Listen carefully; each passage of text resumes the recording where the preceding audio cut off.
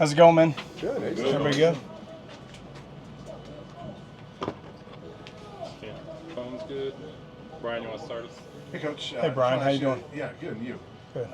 How's your first camp in this new position? Yeah, it's been great. We've had 7 practices. The guys are making a lot of progress. It's just all about development right now, getting lined up in the right position, playing hard, running to the football. I've really enjoyed the experiences of working so far with Domata Peko and Warren Sapp. I've said it before, those guys have a combined 28 years of experience, right, of playing in the NFL. Peko's in the Polynesian Hall of Fame. Obviously Sapp's a first ballot Hall of Famer. Those guys bring the juice and they bring the energy, and they're a pleasure to work with. Adam, go ahead. Quincy Wiggins is somebody that Coach Prime mentioned of being impressed with him during spring ball. What have you continued to see out of his game? Yeah, well, first off, his attitude and effort has been tremendous every day, and he's doing a really good job. He's got the size, speed, height, weight, athletic ability, kind of checks all those boxes. We've got a good rotation going right now. He's gotten some reps with the ones. I love where he's headed right now. Just need to continue to work on the fundamentals and, assignment sound, knowing where to be, when to be there, knowing what the call is. But I'm very, very proud of Quincy. He's had a great camp so far, and he's going to continue to get better and better. Hey, you have something like 160 years combined experience of NFL experience on this staff. Thanks for that stat. I guess, how much did that come into play when Coach Prime was going through what he went through, and you guys just had to manage the store without him?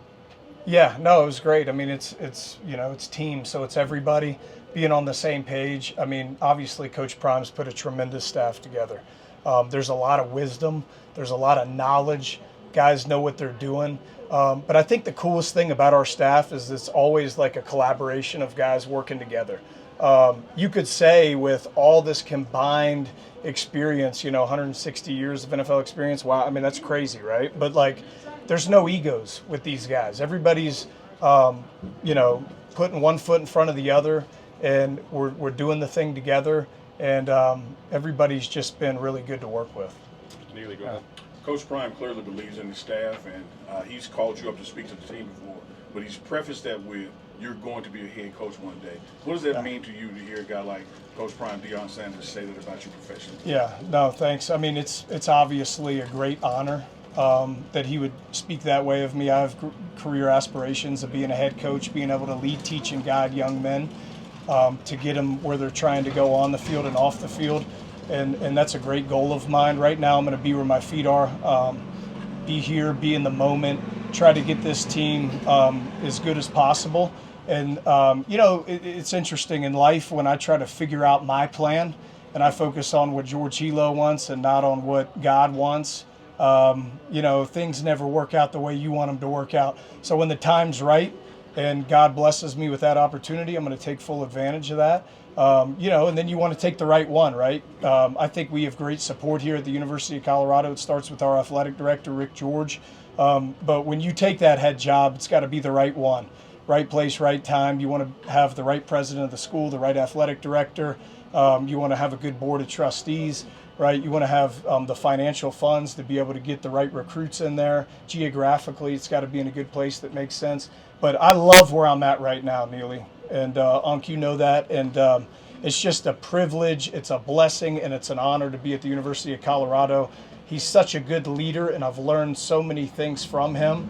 And then, of course, some of the other coaches that I've been around, it's kind of, you take a mixture in every recipe of the being with Nick Saban twice and being with Jim Harbaugh and being with Kirby Smart and Jimbo Fisher. The list goes on. But you take, everything that you've learned from all of these coaches and you just put together, your plan and your bucket, and when the time's ready, I'll be ready. Leo, go ahead. Hey, Coach, when you look at the fact that this is a player-led team, who do you think are the players who are really standing out to you in leadership? Yeah, Arden Walker's the first one that comes to mind. I'm really, really happy with his progress. We have a D-line group text message thread, and he'll always send stuff, the day before practice, let's be ready to go today, and the guys instantly respond to him. But the thing about Arden is he leads by doing. So that's, to me, the best form of leadership. His example and how he practices, the pad level he plays with, his effort and energy to the ball, the way he's been communicating, the sets, the way he's been, getting everybody in the huddle, and how we're running on and off the field has been really good stuff with Arden. So I expect him to continue to lead. And the thing about us, we talk about it all the time. It doesn't matter if you're a senior, a junior, a freshman, a newcomer coming in with a transfer portal, because we know the landscape of college football right now. But you learn by doing the right thing over and over and over again. And Arden's done that, and I'm really, really happy with his progress and where he's headed. Brian, go ahead. Coach, I want to ask you, speaking of Arden, and you mentioned the portal. In Yeah. this era, there's so much change in rosters, obviously, but that front group, I think between the line and the edge, there's 11 guys that were on this team last year. How big of a deal is that you have so many guys that know this culture, they've been here for a year? Yeah, no, it definitely helps. Some of the stuff, we'll make changes as we go, because Rob Livingston, he really does a tremendous job of making our scheme what it needs to be based off the players that we have. And I think that's what great coaches do. And Rob's a really good coach. So those guys have familiarity with kind of what we do and how we do it, just in terms of what we do on defense. So I think that's always good. That always helps out. But, it is what it is. 3 more. Jack, go ahead. Hey, Coach. Also, with the transfer portal, just what are you seeing from some of your incoming transfers, like Gabriel, Jaheim? What are you kind of seeing from those guys? Guys are getting, it's new, right? Like, I think one of the things about it is they're getting comfortable. We're getting comfortable with them. We're banking on their buy-in and being the people that we know that when we saw them in the portal that they can be. And then, on the flip side of that, what's hard about the portal is the teams, the opponents that we're about to play, like, we don't know what they have, because like 35% of some of these rosters have up to 50 new players on their team. So you can go through the tape and you can watch, the previous team that they were on, but what type of scheme are they going to be in now? And how is that new team going to utilize them? So, but as far as your question and the newcomers that we got, it's the first thing. It starts with total buy-in. We're not going to ask them to do anything that they can't do, but from an attitude and effort perspective, we've got to have it every day, and they've got to be bought in. Jake, go ahead. Coach, I want to ask you about Keaton Wade, who obviously battled some injuries last year, and maybe like in a limited role. Just have you seen his role expand so far in the early days of camp and this offseason? Yeah, Keaton's doing a really good job. My talks with Keaton have been about being a 3-down player. We used him, halfway through the season last year, and it was mainly on 3rd down. And what we asked him to do, he did a really good job of. He went in, made some plays. The Arizona game speaks out to me. Had a couple sacks. But being a 3-down player, right? Being able to play the run and pass, and being able to set edges, and doing that on early downs is important. But not only for Keaton, we want that to be the whole group, all right? Because we're trying to push these players to be the best versions of themselves. But for the guys that get an opportunity on the team, they've got to be able to play 1st and 2nd down, all right? And you see all the guys, I show them clips of Aiden Hutchinson when I was back at Michigan, and a lot of them are him not rushing the passer. It's a lot of him setting edges, the violence that he played with in the run game and knocking guys back. And then you see these $40 million guys that are signing these deals, the Myles Garretts of the world, the Bosa brothers, and then you see the guy from Vegas. Those guys play the run, man, and they're very active and disruptive on 1st and 2nd down. So us collectively, as a group of edge guys, we want to be able to set the tone on 1st and 2nd down and earn the right to rush the passer on 3rd. Nikki, go ahead. Hi, Coach.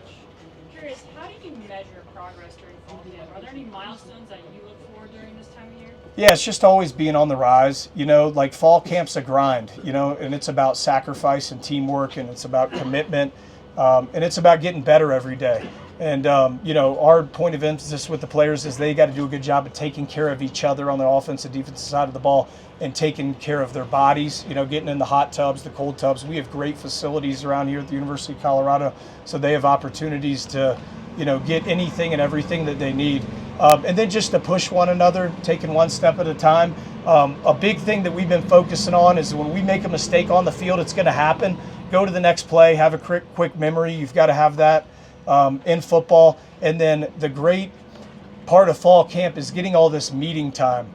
We're getting these guys after practice. We're getting them in meetings, through the day. We have walkthroughs, and we're treating those walkthroughs just in terms of getting our steps and hand strike and all that, as if we were getting a rep first game of the season versus Georgia Tech. So I think we just got to always be on the rise, be very attention to detail in what we're doing and how we're doing it, and just doing the things we need to do. Last one, Neely, go ahead. Coach, when you're in your drills or position meeting rooms, you stress two things. One is technique, be sound technical guy, but you also stress violence. Yes. What's the balance between those two things that are just seemingly opposite? Yeah, well, I think, we talk about it in the edge room. You've got to know what you're doing, what to do, how to do it, and why it's important to do it that way. So if I know when I'm in a 6 technique, I got to strike the tight end, I got to get vertical. I got to know where the back is. Is he to me? Is he away from me? When I'm in a 9 technique, okay, what's my responsibility? If we have a pressure, am I to the side of the pressure? Am I away from the pressure? Am I a hammer play? It's all technique and fundamentals and mentally knowing where I have to be and where I have to fit within the scheme. All right, but then when it comes down to it in the ball snap, I've got to be elbows in, knuckles out, thumbs up, setting edges with violence. All right, and then we want to be really good that when we get knocked back, all right, and our pad level is good, just how we disengage and how we find the football. All right, and that is big for us. That's big for the guys. They know that. Again, with Pecco and Sapp, those guys were very violent players for the time that they played in the NFL. So that's just who we are and who we want to be as a group, and that's stuff that we're going to preach every day. All right, but it starts with our leader, and I talk about this all the time, Coach Prime. It's no good if one guy's doing it. So we're preaching on defense, and Robert Livingston's done a heck of a job of saying every play, man, we've got to have 11 guys chasing the football and playing together as a unit. All right, thanks, Coach. Thank you, Coach. Yeah, thank you guys. Appreciate it. Thank you.